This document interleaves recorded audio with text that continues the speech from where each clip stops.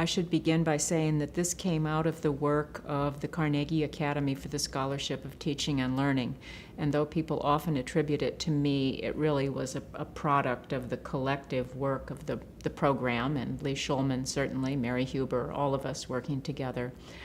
And it has been more suggestive to people than I could ever have imagined.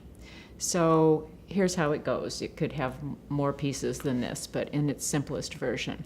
A first kind of question is an is it working question. And this is where I think a lot of faculty begin. They're trying something new in their teaching, and they want to know, is it working? Is it achieving the goals, the learning that they're aiming for? They're using problem-based learning for the first time, and they want to know whether it's meeting their goals for student learning.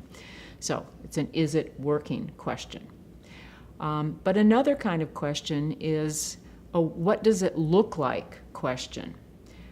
We had folks in the Castle program who started out with a is it working question and then realized that they didn't even really know what they were looking for. And so they began instead with a kind of descriptive question, just looking at what went on, say, in a seminar. How do you even describe the dynamics of a seminar and the kind of intellectual community that characterizes a seminar and makes it a seminar rather than something else? So they developed a kind of descriptive framework for thinking about a seminar. And then they could ask an is it working question. But the descriptive question was really a prior one. A related third kind of question is a sort of what would it look like question. That is to say, what would it look like if I were to teach this course in a completely different way that I at least have never taught it and that would be really sort of new for the field.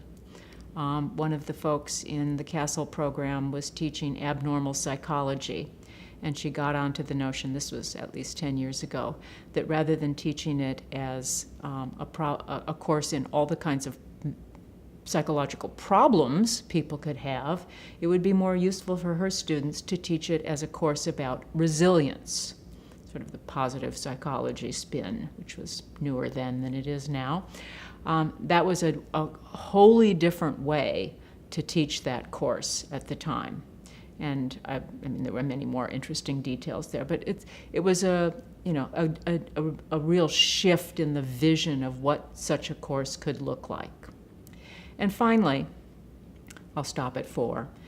The fourth kind of question was really sort of a theory or concept building kind of question.